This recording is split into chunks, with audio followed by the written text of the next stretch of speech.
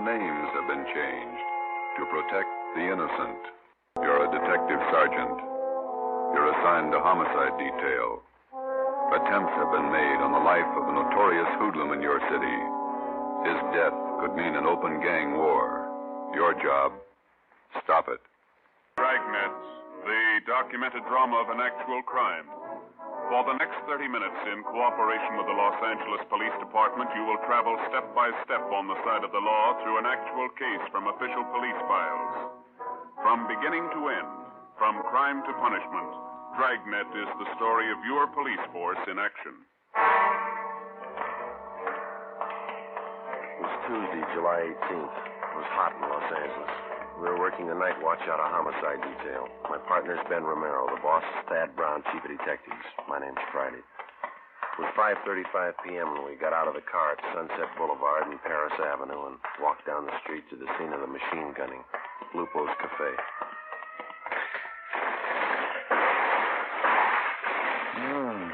Look at that, Joe. Yeah. Ripped out the whole front of the place. Yeah. Hi. Yes, sir. Romero and Friday, homicide. Oh, I'm Sheldon from Hollywood Division. Taylor and I picked up the call in our car. Nobody hurt. What's the story? Just a second. It's Captain Elliott. Hold it a minute, will you, Sheldon? Hi. Hi, Captain. Not much of it left. Sheldon here was in the cruiser car. He'll fill us in. All right. The intended victim was Gus Valentine. He's over there with Taylor, my partner. Yeah. Mm-hmm. According to Valentine, he stopped in the restaurant here for a drink. He was in there about 15 minutes, came out to hail a cab, and this car came around the corner. Down there, Sunset and Clayton. They whipped by close to the curb and opened up. Mm-hmm. There's got the laundry there on one side of the place and a dry cleaning joint on the other side. Yes, sir. Miracle, but nobody was hit. You get anything on the car? Nothing so far happened so fast nobody got a good look at it. How about Valentine? Does he have any idea? I don't know. Taylor's getting the information. Nobody saw anything? Any witnesses? Yes, sir. A couple. Newsboy Tim Benson. The lady in the dry cleaning place, Agnes Rebard. Mm-hmm. Neither of them got a license number. Okay. I'd like to talk to Valentine. Sheldon, keep the area clear, will you? Lab men are on their way out. Yes, sir. Come on.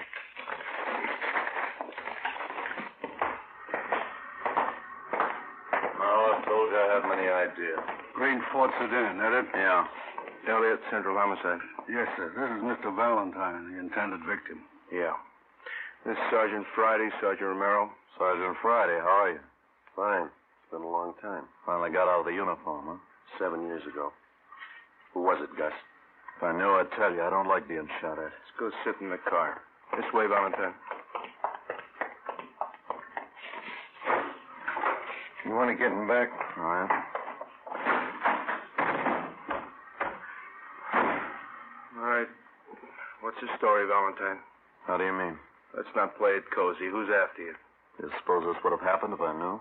Who's carrying the beef? Somebody's unhappy with you. You must know who. I don't. You know what kind of a car it was? I told the other cop over there. Sedan, green Ford.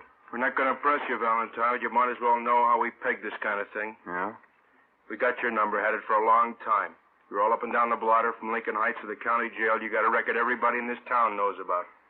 Aren't you a little mixed up? I'm the guy that got shot at.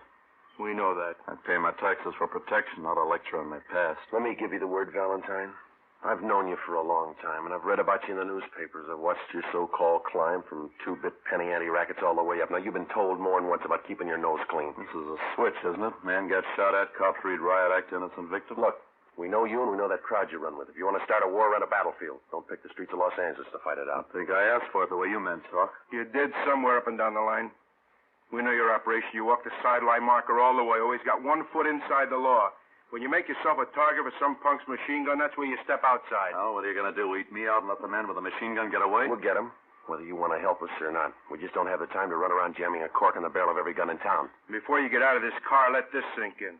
There's not going to be any innocent people cut down by bullets that were meant for you. Oh, I get it. My tax money's no good, huh?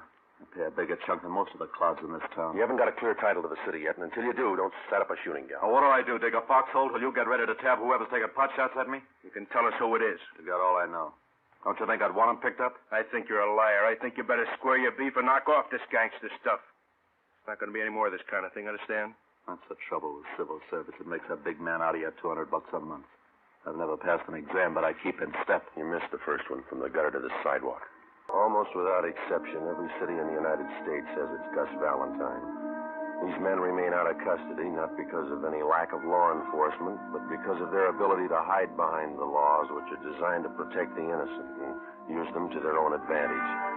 They operate allowing only the thinnest margin possible between themselves and the state penitentiary. We drove back to Central Division. At 6:18 p.m., we were called to the chief of detective's office. He wouldn't give you anything, huh? Not a thing. Usual line of smart talk. If it was ever after him meant business, those storefronts were a mess. Yeah, they won't quit now. Just a minute. What's that intelligence number? 2821. Oh, yeah.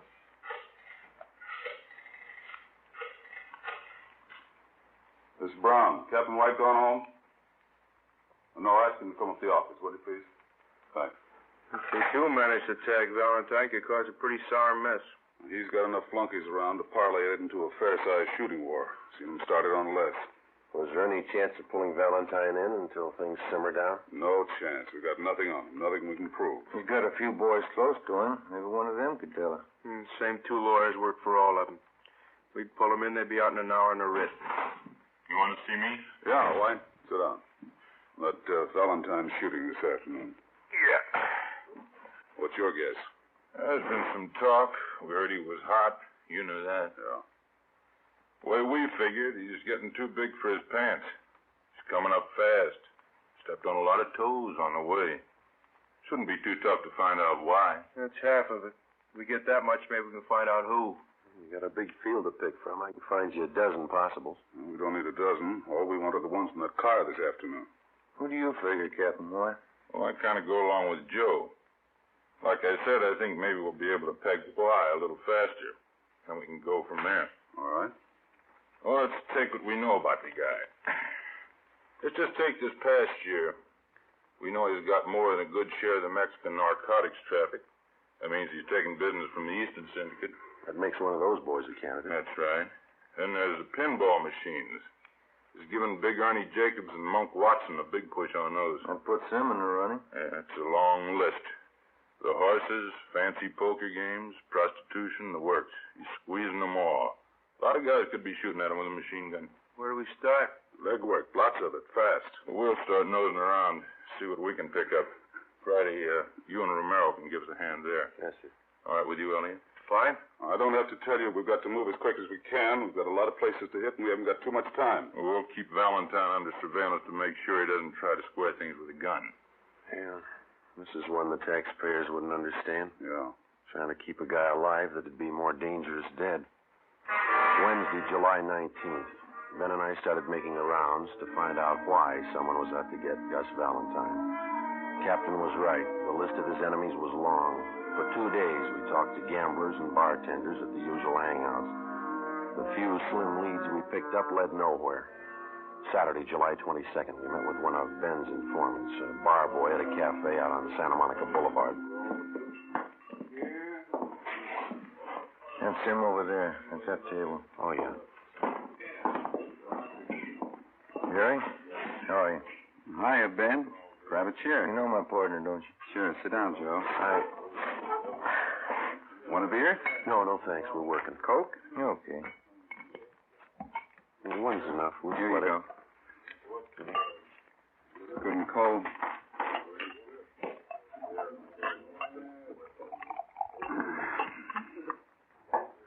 Doctor cut me down 1 beer a day.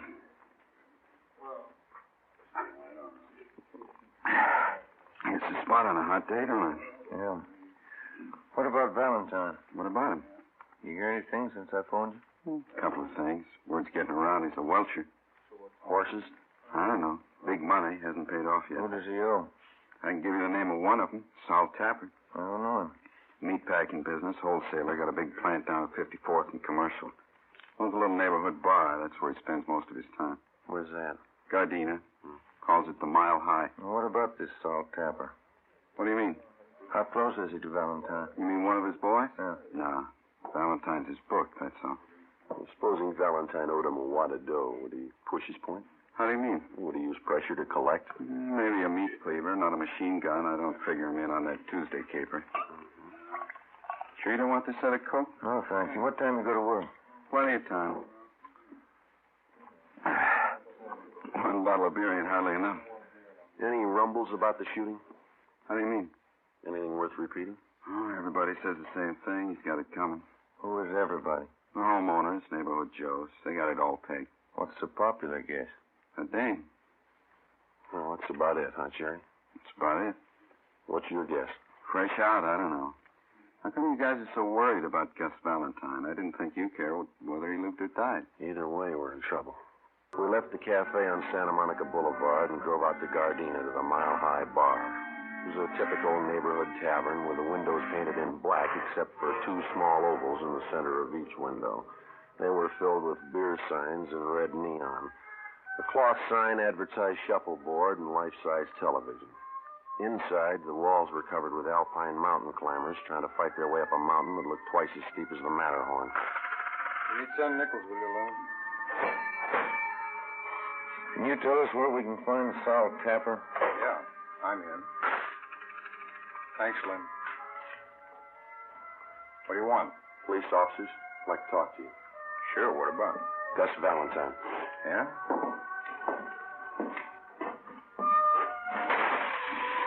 He owes me money. Is that all you've got against him? As much as he owes me, that's enough.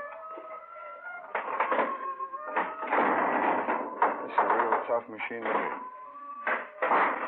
How much money does he owe you? Enough. How long has he been booking for you? I didn't say he was booking for me. No, we did. About 2 years.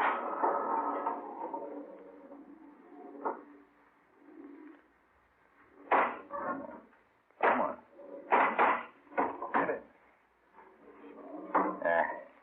4,000 on the first ball. I got to do better than that. Where were you Tuesday afternoon? At the packing house. Can you prove it? Would I say it if I couldn't prove it?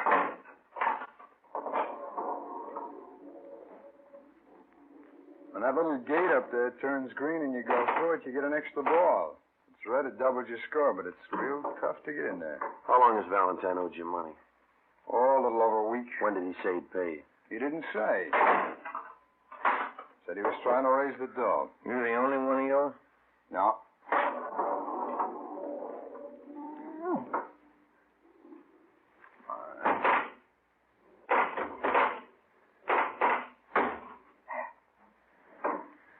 There's a couple of more guys in town. You know who they are? No.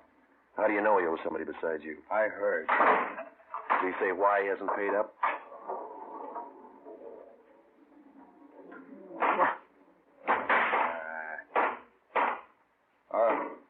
What'd you say? Did he say why he hasn't paid I up? told you. He said he was trying to raise the money. You sure you haven't tried to put the bite on him? Sure I have. I want the dog. But I didn't gun him. Somebody did. Yeah, I know. No, it wasn't me. You had a reason. It's a lot of people. Yeah. We're looking for the one with the machine gun. Well, I can't help you there.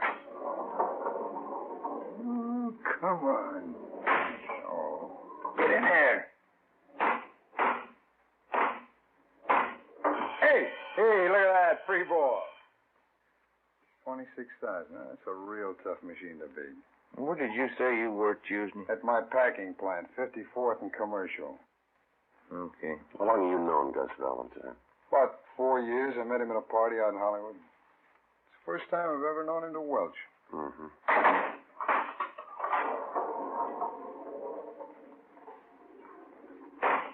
In there.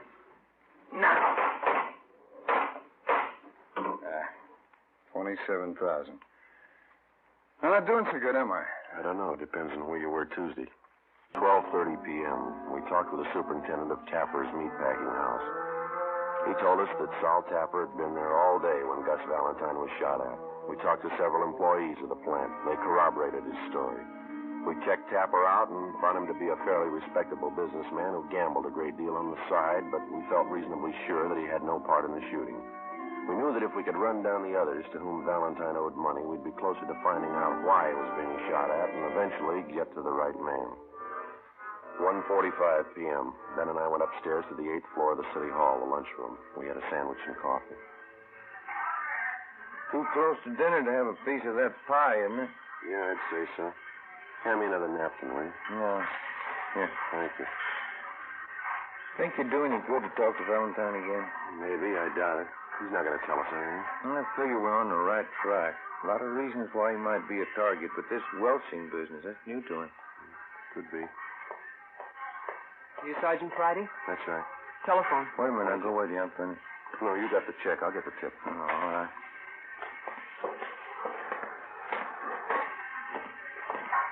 Slide that phone over, will you? Oh, yeah. Thank you. Friday.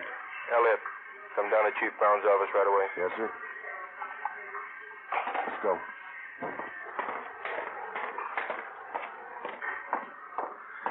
Pie sure did look good. Come on, let's get that elevator. Yeah. Hey, who called? The skipper. He wants us to go to Chief Brown's office. Temple Street floor, please. What's up? I don't know. You make the runs again tonight? Yeah, a couple places we can hit in the south end of town. I called Charlie Flint's place this afternoon. Maybe he'll have something for us. Yeah, I hope so. Come on. Wish now I'd had that pie. I'm still hungry. I got a candy bar in my desk. We can have that. I can't eat those chewy bars inlaid. Oh, it's some kind of a fudge bar. Oh, fine. Come in. Yes, sir.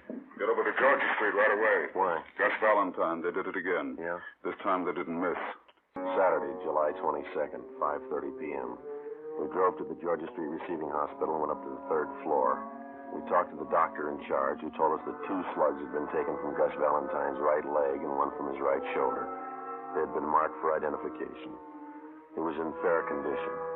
We talked with the patrolman who made the ambulance follow-up. They told us Valentine had been shot as he entered his apartment house garage. There were no eyewitnesses. We went in and talked to Valentine. You told the officers that the guy who shot you was on foot. Yeah, Who was it? couldn't tell. You haven't any idea who it could have been? No, You don't expect us to swallow that again, do you? I don't care either way. Why don't you pay up what you owe? What do you mean? You owe some big money you haven't paid off. Where'd you get that? That's the word going around. Looks to us like you either pay up or get shot up. Did I ask for advice? No, and here's something else you didn't ask for. Twice in 1 week you've been mixed up in shooting scrapes. We told you the city doesn't belong to you. I don't claim ownership. Now listen, we've been over this before, and this is the last time. Don't push us any courage. We know you talk big and you haven't got the guts to go along with it. Yeah, sure. Now come on, who's shooting at you? I know your phone number. I'll call you if I need help. I'll take care of this myself. Valentine, the first time you pull a cap gun, we're going to sit on you. If there's any retaliating, we'll do it. I'm tired of sitting like a duck on a pond. Then tell us who's gunning for you. That's between me and them. I'll meet them when I'm ready. All right. We're through talking. When we get to the bottom of this and find out who's been doing all the shooting, we'll have an answer. And if we find out you've been withholding evidence, it's going to go hard for you, understand? Yeah, sure. Now leave me alone. Come on, Jim. Yeah. I better call the office.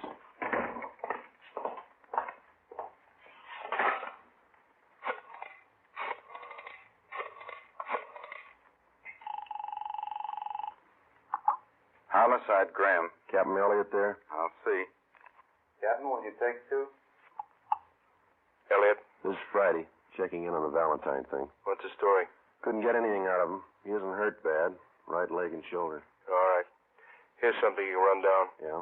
Got a tip from White in Intelligence. He's got a man out at Freddy's Fish and Chips on Slauson. Says a couple of guys in there blowing off about Valentine. Who are they? Billy Keel and Tony Farrar.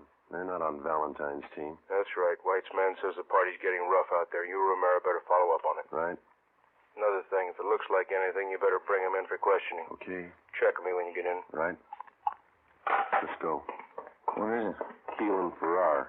Skipper wants us to pick him up and bring him in for questioning. What do they know about the shooting? They know enough to talk about it. 7 p.m. We located Freddy's Fish and Chips place on Slauson near Montgomery Street. A dozen or so tables at the back of the restaurant were already taken with the overflow lined up 2 deep at the bar. The man from intelligence detail was down at the far end of the steam table nursing a cheese sandwich. He motioned us over and pointed out Billy Keel and Tony Farrar. They were sitting at one of the tables along with 4 other men drinking Boilermakers and eating French fried potatoes. Ben and I made our way through the crowd toward the back tables. Sorry. Sorry? Pardon me. Can I get through here, please? All right. So it figures. Done it? You, Billy Keel? That's right. Which one's Tony Farrar? He's getting a beer. What do you want? Police officers want to talk to you and Farrar downtown. What's the matter? I'd like to ask you a few questions. You want to get your hat? You got any questions, you can ask them here. Hey, Vic, how about Vine around? Come on, Gio, let's go. I got nothing to tell you now. Let me alone. There's two ways to go downtown, the hard way and the easy way. Let's take the easy way. All right.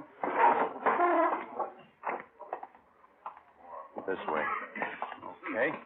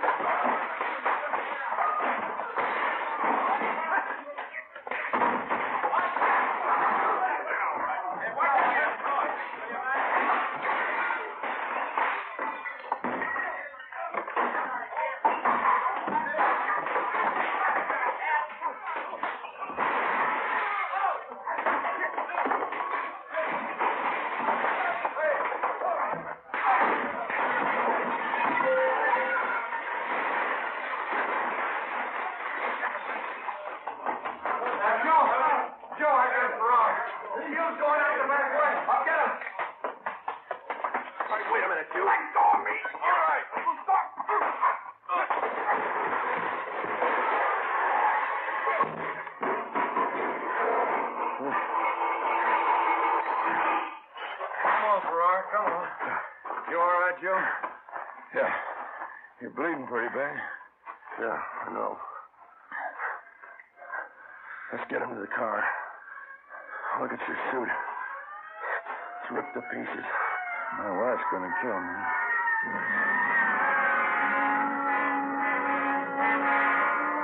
One of the officers in the ambulance follow-up drove our car back to the city hall. Tony Farrar and Billy Keel were taken to Georgia Street Receiving Hospital for emergency treatment. We went in the same ambulance. Ben had a broken index finger, a 2-inch cut in his scalp, and a deep gash in his right thigh. I had 5 stitches taken in my upper right arm and 3 above my left eye. My right eye was swollen shut. The man from intelligence detail was taken to the P&F ward to be treated for a minor concussion. It was 9:15 p.m. when we got back to the city hall, the interrogation room. How about it, Keel? What? What do you know about the Valentine shooting? I don't know anything about it. You're worried. About what? You tell us. You started that fight out there. I didn't see any reason to go downtown. Does Valentine owe you any money? No. You've been talking a lot. Any law against that? Why'd you shoot Gus Valentine? I didn't shoot him. Can you account for your time Tuesday afternoon? I don't have to answer that. Where were you this afternoon? My lawyer's coming in. Ask him. How much money does Valentine owe you? Keel? Ever see this before? I don't even know what it is. We found that machine gun in your apartment. Doesn't belong to me. We got your car downstairs. Green Ford sedan. Doesn't belong to me. White slip's got your name on it. Here's something else with your name on it. 2 chits for $750 signed by Gus Valentine. Money he owes you on the horses. You shot him, didn't you? I don't see how you can prove it. I'll tell you how. We ran this Tommy gun through the crime lab. We dug the same slugs out of the front of those stores where you tried to kill Valentine. Your prints are all over the gun. How much more do you want? It's not my gun. All we gotta do is find the .45 you used this afternoon and match it up with the slugs we dug out of Valentine's leg, and mister, you'll be away for a long time. All right. We used the Tommy gun. We didn't hit him. Didn't try. Only wanted to scare him. I got tired of waiting for my dough. I got no use for a welcher. What about this afternoon? No, sir. Me and Farrar didn't have nothing to do with that. I'll take the machine gun rap, but it wasn't us this afternoon. Elliot, Friday, step outside a minute. Yeah. Valentine. Yeah? Somebody just blew his hospital room full of holes. It took us 17 minutes with red light and siren to get to the Ferndale Sanitarium where Gus Valentine was recovering from his gunshot wounds. 3 cruiser cars were out front when we pulled up. We went to room 12 in the west wing. There's the doctor, Joe. Yeah. How is he, Doctor? He was dead when we got in here. He had a private nurse. Shot her, too. Dead. Anyone else hurt? It was visiting hours. Some woman was in there talking to him. She got hit. We're treating her down in the emergency room. Appreciate it, Doctor, if you keep your staff out of the room here until we finish our investigation. Yes, sir. Thank you. Let's have a look inside. Mm-hmm. Look at that. Oh. Didn't fool this time. Too bad he wouldn't give us more help. Yeah. We're no worse off than we were. We still have to find out who it was without him. I hope we can get to him before Valentine's crowd starts shooting back. We got to. Anyway, this cancels out his debts. You know his record. Yeah. He owed a lot more than he could ever pay. The story you have just heard was true. Only the names were changed to protect the innocent. On October 26th, trial was held in Superior Court, Department 97, City and County of Los Angeles, State of California. Billy Keel and Tony Farrar were tried and convicted of assault with intent to commit murder. They were filed on by the federal authorities, Bureau of Alcohol and Tax Unit, for the illegal possession of a machine gun and were found guilty in federal court. Because they were both in custody at the time of Gus Valentine's murder, they were cleared of any complicity of the crime. Valentine's killer was still at large. Next week, The Big Gangster, Part 2. You have just heard Dragnet, authentic cases from official files. Technical advice for Dragnet comes from the Office of Chief of Police W.A. Wharton, Los Angeles Police Department. Today, the American Red Cross is carrying on a campaign to finance one of the greatest programs in peacetime history. Give now to the Red Cross.